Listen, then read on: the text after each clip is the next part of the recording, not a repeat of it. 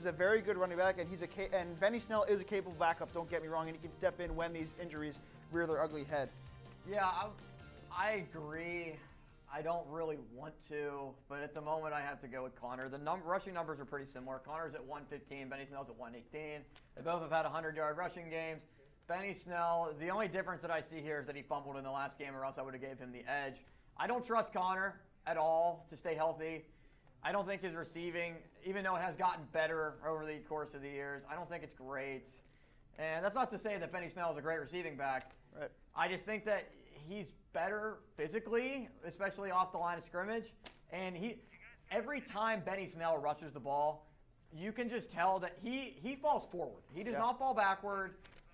Nothing really happens. And with Connor's injuries all the time, you don't know what you're going to get. You need somebody dependable like Benny Snell behind him, because the shelf life on Connor, he's just not going to stay healthy all year. It's just not. To me, that's what my choice comes down to whoever can stay healthy. I mean, Snell, if he can come in and have a great, this is his second season now, and really show himself and improve this team, it's really going to come down to who steps up. And it's good to have that healthy competition between the two, because they both know that they don't have the clear advantage between the two. So. And Coach Tomlin said that he wants Connor to be the bell cow running back. Yeah. If Benny Snell can be consistently, I guess, on the same level as Connor, then I would be completely fine with just, maybe, I wouldn't say platoon the guys. Yeah, it's really not a wrong option. Whoever the hot hand is on that day, you got to ride them, because honestly, from both these backs, you really don't know what you're going to get on every given night. So whoever's hot, ride them all the way for the rest of the game. All right, it's looking like injuries and health are a big topic tonight, but now we're on to the Pirates. We all know how the season has been going, and several experts say that Kumar Rocker is destined to be drafted by the team. However, one player can't save a whole baseball team. So, you're the general manager. What other players do you draft, trade, bring in, and sign to help turn the club around? Austin, what does Ben Cherington have to do? Well, hearing this latest O'Neal Cruz news that we really don't know what's going to happen with him in the Dominican Republic, Ben Cherington has a lot to do. But me personally, in terms of free agency, I would not bring many guys in 2021. I think more of a 2022 would be more likely, just because of where the core of this team is. Looking at it right now, you have pitching prospects like Clint Priester and Brendan Malone and Tanaj Thomas.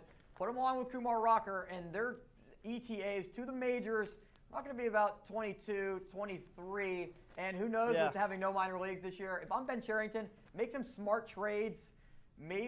I don't even know who you can trade. Try to get rid of Adam Frazier. Maybe Josh Bell has some value. Trevor Williams, I guess. There's not many options to be able to acquire via trades if you're going to unload some of the Pirates players to get better prospects. Well, take a look at this. I mean, obviously, the Pirates have never been ones to sort of just take the big splash. They never make the big splash deal. They're not going to get your Trevor Bowers. Well, they did make the big splash for Chris Archer. Yeah.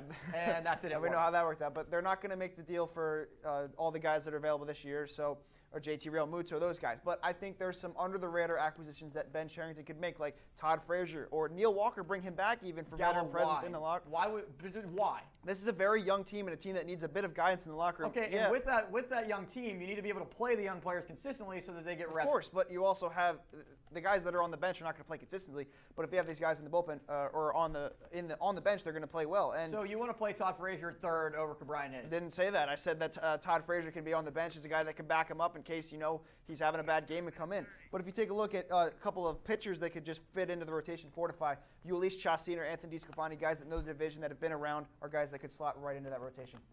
Yeah, the Pirates need to just embrace the suck, in my opinion. They need to get rid of some of their good players and try and stockpile up picks. Do not sign a lot of players in free agency, especially with what's going on in the world in general. Like, you don't want to be paying a lot of money to high-end players when you're not even going to be good in the first place, and you don't want to pay them in the first place. So I don't know. Bringing back Neil Walker would be cool, but I don't see it happening. I really don't think there's a point in it. Exactly. Like, I don't see the benefit of bringing Neil Walker back. I know that there's a couple stats that he's looking to chase, that just trying to hang on for his whole baseball career to try to be able to stay. But looking at it right now, you just have to play the young kids. If I'm Ben Cherington and you're just communicating with Derek Shelton, you got to see what you got out of the young shortstops, because there's so many in the minor league system.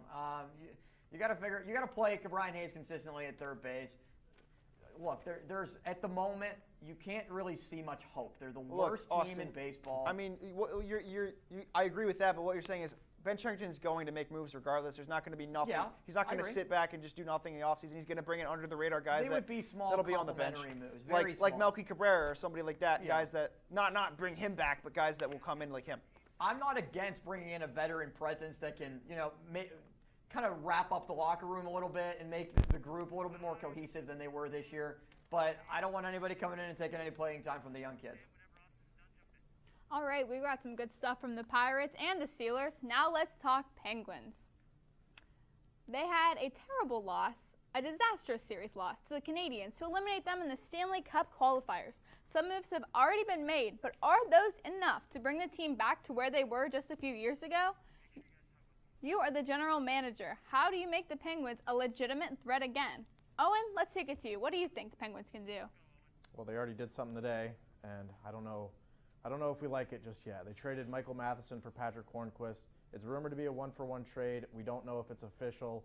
Hornquist has a no-trade clause. We don't know if that's why the deal isn't officially through yet, but the rumor is that Jim Rutherford can't talk to Hornquist. Yeah. Like he's trying to call him. He's trying to get him to know he's been traded, and Hornquist has not been able to pick up the phone. I can tell you all day what I would want to do to the Penguins if I was the general manager, but I'm not going to do that. I'm going to tell you what. I'm going to tell you what Jim Rutherford's Tell us what going you to do. If you were in the position of Jim Rutherford. Jim Rutherford's going to sign Chris Tanev to an extensive contract. He's going to trade Brian Rust for a first-round pick, which is going to be terrible. He was our leading scorer on a team with Crosby and Malkin. We had Brian Rust leading our team in scoring. Yes, they were injured. And he's going to keep Jack Johnson, and he might buy him out. But if you look at what happened with Matheson today, the Penguins are loaded in terms of defensemen. Yeah. We have Matheson, Pedersen, Letang, Marino. Right, and one of the players on defense that is the Exactly. popular We need move to kick out someone, and Johnson has to be Jack that player. Johnson. But I don't know. I mean, for some reason he's been the golden boy for GMJR, And Mike Sullivan. He's just the guy that they won't get rid of, even though he contributes absolutely nothing. But another move they could make, and one that has been on the rumor wire a little bit, is Matt Murray. Is a guy they could trade for a first-round pick and maybe a prospect, and a team that has an underwhelming amount of first-round picks the last few years that's a good trade. We don't have one next year either. We traded in the Zucker deal. Yeah, right. So I mean, Yeah, what do we there's think, Austin? There's no first-round picks, and that's one thing that really concerns me looking at the Penguins. Who are you going to? Crosby and Malkin, eventually. I know everybody thinks it's going to be 6-7 years, and I think that too. But at this point, you can't throw away everything for right now. That was great in 16. That was great in 17. It worked then. Now, I would not dumb down Jim Rutherford so much right now. I know that the latest moves that he's made honestly have looked pretty stupid. No, They have. I'm gonna disagree. They've looked stupid. The Penguins' championship window's closed, in my opinion. What we need to focus on right now is building towards the future, and we haven't for the past over a decade. I just think looking we at traded it, picks to get guys, Jerome McGinley. We traded picks to get David Perron. We traded picks to get Carl Hagelin. We traded picks to get Ryan Reeves. They're sort of going to be stuck in building towards the future, because if we don't, we're going to be the next Detroit Red Wings. Right, they're going to be stuck in that sort of capability, just not having a bunch of overpaid old guys on their team, like many teams have fallen into the last couple of years. But like I said, Johnson has to go, Murray can go, and that's pretty much all I have to say about the Penguins, what they have to do. So it's going to be interesting. There's more sports talk in the Burgh coming up after the break. We'll talk more pro sports along with college and RMU. We'll be back to start off with the Stanley Cup, so stick with us.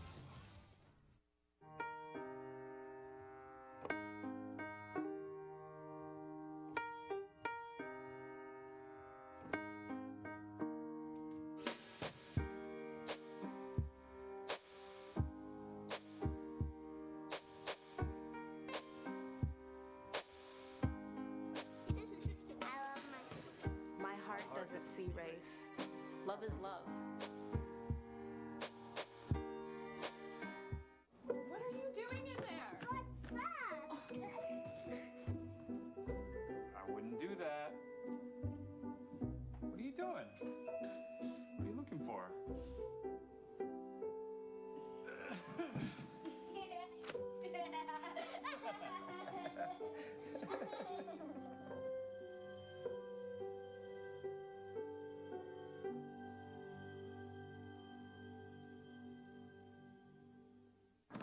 prepared is your family if a hurricane shows up at your doorstep, or a flood, or a blizzard?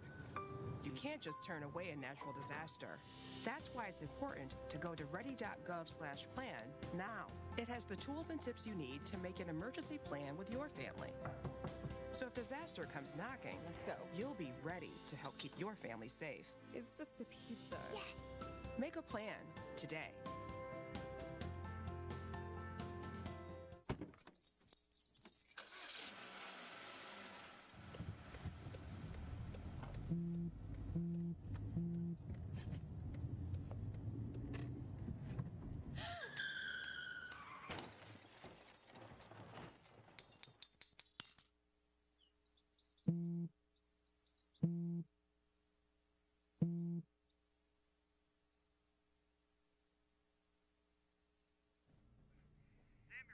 Welcome back to Sports Talk in the Burgh. Let's talk Stanley Cup.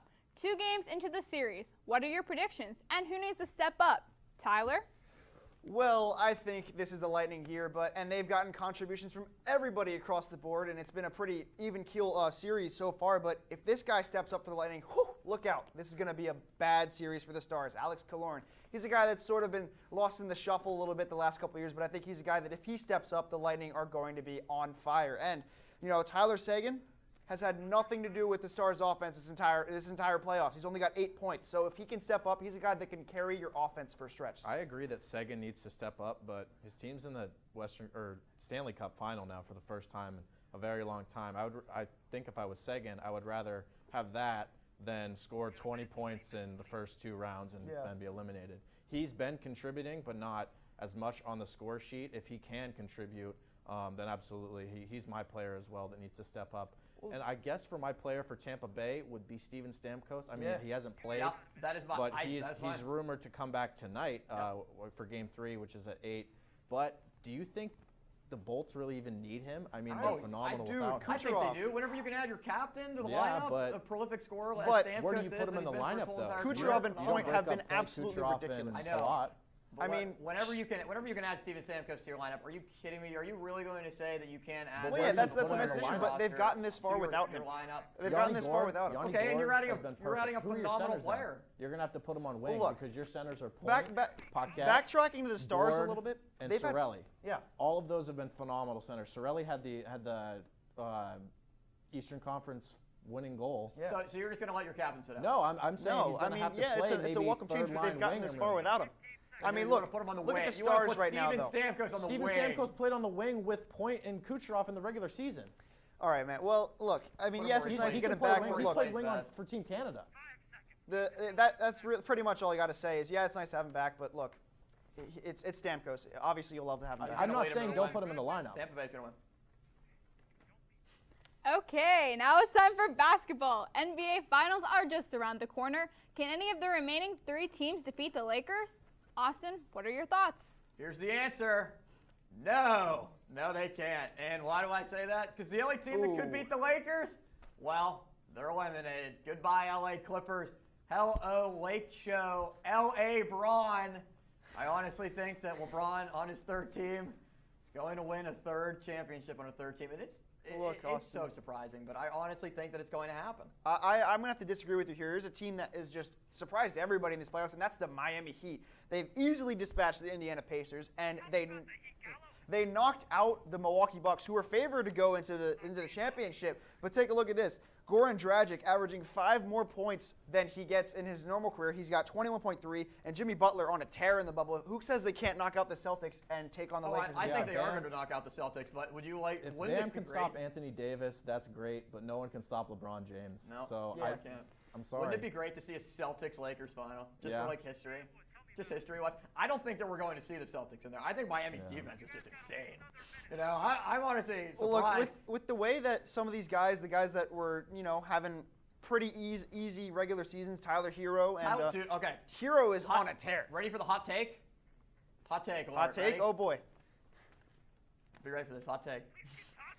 Tyler Hero is probably, in my opinion, he's the best 3-point shooter since Steph Curry was drafted. Yeah, he's no Tyler Gallo out there. And it is not even close. It is not even close. Steph Curry's better. Have you though. seen Steph Steph Curry Curry's shoot? better. No, Steph Curry's better. Steph Curry can shoot from like Steph half Curry court would and be still one, make it. and Tyler Hero right now is 2. He is shooting phenomenal. Dude, Anything I don't know. You throw to I don't Tyler know Hero about right that now one. behind the arc he's making. You're right about that one being a hot take, but look. It's a hot take. I did not say he was better than Steph Curry, but I said that he would be the number 2 right now to Steph Curry. All right, well, No the doubt. Heat. Let's see what the He's- Heat do. He's so good. And he's Yeah. going to be the reason why they'll go to the finals. Him and Butler. Who knows? All right, sounds like we got a couple of contenders, but who can bring the heat? Speaking of basketball, let's go to college ball. College basketball announces start date November 25th. Do you agree with the move to have college basketball after there have already been some COVID problems with college football? Gallo, we'll go to you. Well, I think it's easier to pull off than football. That is because football you touch on every single play, but basketball there's a lot more space on the court, and it's a lot easier to pull off, especially for smaller schools, guys that thrive on having college basketball in their town. Yeah, it's a big difference in roster size between football and basketball there. And I mean, if you can, I'm glad I'm not the one that has to make these decisions because I still have no idea what I would do if I was in the shoes of the people that have to make these decisions. I mean, if you can do it safely and if the players take it seriously, then absolutely the players have to take it seriously. Right, and bubble locations the come out NHL every day. the NHL bubbles have had 0 cases, but that's not. And the main reason is because people are taking it seriously. All right, I want to know why we're making it such a big deal of should they have tried. Of course you try to get the season to go. If it fails, who cares? At least you made an effort to try to get college basketball What if someone dies from COVID? Yeah, that's a little bit. No, that's a bit of a stretch. I'm meaning for like the aspect of sport. Okay. If COVID affects it, okay. Yeah. All right, but you got to give it a run. You got to give it a go. And if it does, if COVID affects it, then oh well. Right. You tried, you gave it a run, and if it doesn't work, then if COVID prevents it, then that's a completely different story. Yeah. I just think that you shouldn't have to like worry about at least trying and attempting. If there's been a lot of protocols that we've seen that the NFL has done and lots of different programs have done to be able to prevent. There's no cases in the NFL. And if you could basically try to do what Cases in the stands though in Kansas City. if you could, well, I'm meaning for the players because let's just say that there's no fans for college basketball. If you could try to do and put the same protocols in that the NFL has done, then do that for college basketball. Right. And if it doesn't work, then oh well, who cares? You tried. COVID got in the way, and that's just kind of how it's been right now. I would be completely okay with that. And hey, they announce new bubbles every day pretty much. So I mean, they're potential locations. Yeah. So I mean, it's going to be travel's interesting. going to be the hardest thing to me, Travel and will the players definitely be difficult, taking it but seriously. Make it work, I guess, if you can. All right, college hockey is looking like they have some complications as well. The Hockey Commissioners Association announced the start of hockey is delayed. Let's go to you, Owen. Was this the right decision? I mean, COVID is changing, ever changing, so I mean, we never know what's going to happen. Again, it's kind of back to what we just said. If the players take it seriously in a return to play process, then things can potentially work out. But as of right now, we're just waiting to see what's going to go on with college hockey. I know a lot of players are really bummed out that this isn't going to happen. We'll have to see how this affects training and just overall player development for incoming freshmen and some returning players from prior years. Yeah, well, and hockey is pretty easy to pull off, especially with the gear, and there's a lot more. But it's the right move to make, especially because a lot of the schools that are involved have sent people home and won't have all their players on campus. So I think it's the right move to make for now, and we'll come back in the spring and see what happens. Hockey's the hardest sport to, I would say, practice because ice time is just so hard to come by. Exactly. And I mean, basketball, you can get a ball and just dribble it around in the driveway. Football, you can pass around with your friends. Hockey, it's so hard to stay conditioned, and for the athletes that are going through this, it's gonna be a real challenge for them. I personally would have gave it a try, like I said, for basketball. And now I also think that hockey's different in terms of obviously roster sizes are greater than you see in basketball. I just think that you got to give it an attempt before you shut it down. That's just my thought, but. That's how they played it out. I'm okay with it, just what I said with roster-wise and just the conditions that they're in. So when it all comes down to things, we have no say in it, and we're just going to have to take whatever they give us. So. Now on to lacrosse. 2 RMU players are drafted in the National Lacrosse League draft. Should more people be talking about the success of the program and the talent it is producing? Gallo, take it away. Absolutely, Sam. And this is one of the quietest, best programs on campus. The lacrosse team has won the NEC 4 times, and they've made the NCAA tournament many times as well. And they've been consistently in and out of the AP Coaches Poll. And they also produced the #1 talent in the NLL draft last year, Tyson Gibson, who, by the way, put up 16 goals and 27 assists in his rookie season. I can't say enough about the job that Andrew McMahon has done with this team. This is a team that is very good and needs more respect here on campus. Yeah, and I agree with you completely, but also as just a person who likes sports in general, lacrosse is a sport to me that just doesn't interest me as much as others, and that's not to take away from people that actually play lacrosse. And it's phenomenal that these 2 players were drafted, but I've only seen 3 lacrosse games in my entire life, and they've all been here on campus. I want to spotlight them, and then I'll let you take over a little bit, Cal, because I know you watched the draft. Ryan Smith had a career of 94 goals and 52 assists. That's a pretty phenomenal career. Yeah, Brad McCulley with 29 goals. So, Gal, you watched the draft. Just give us a little recap of it. Well, look, the draft coverage was ridiculous, and I almost have more followers on Twitter than one of the reporters there, so that should tell you all you need to know about the draft. But hot take. Like 4 hours of just only 2 players getting drafted in the first round. These are 2 very good players that got drafted, though. Ryan Smith will be back for this season, will carry this team once again. And also Bradley McCulley, who graduated last year, a great midfielder, and will slot into the Buffalo Bandits very well. So this is a team that deserves much, much more respect on campus. We just didn't get to see them last spring because of the COVID shutdown, so you're definitely right. We'll see what they do. Stay with us. After the break, we'll hear final takes from Owen, Tyler, and Austin.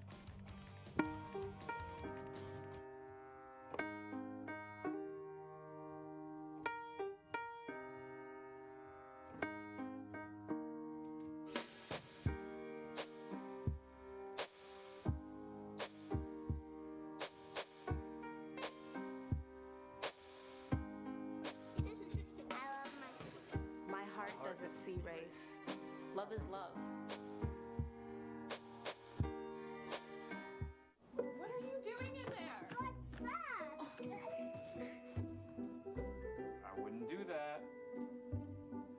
What are you doing? What are you looking for?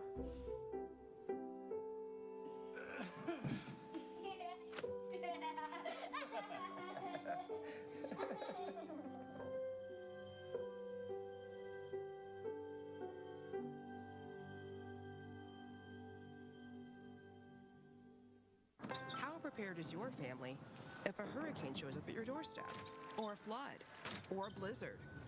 You can't just turn away a natural disaster.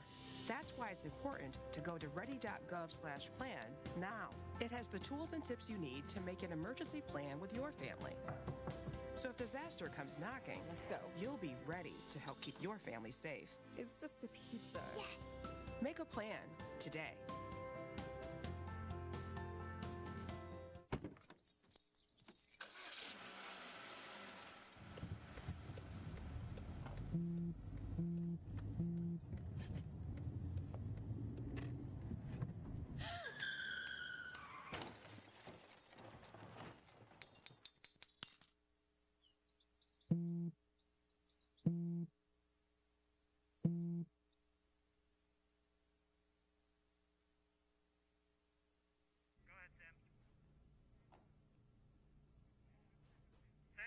All right, we're back to hear from final takes. First up, we got Owen. What do you got to say to us, Owen? The Mike Matheson for Patrick Hornquist trade is a good trade. It'll inevitably, it's kind of a trade for both sides, but it is a good trade for the Penguins.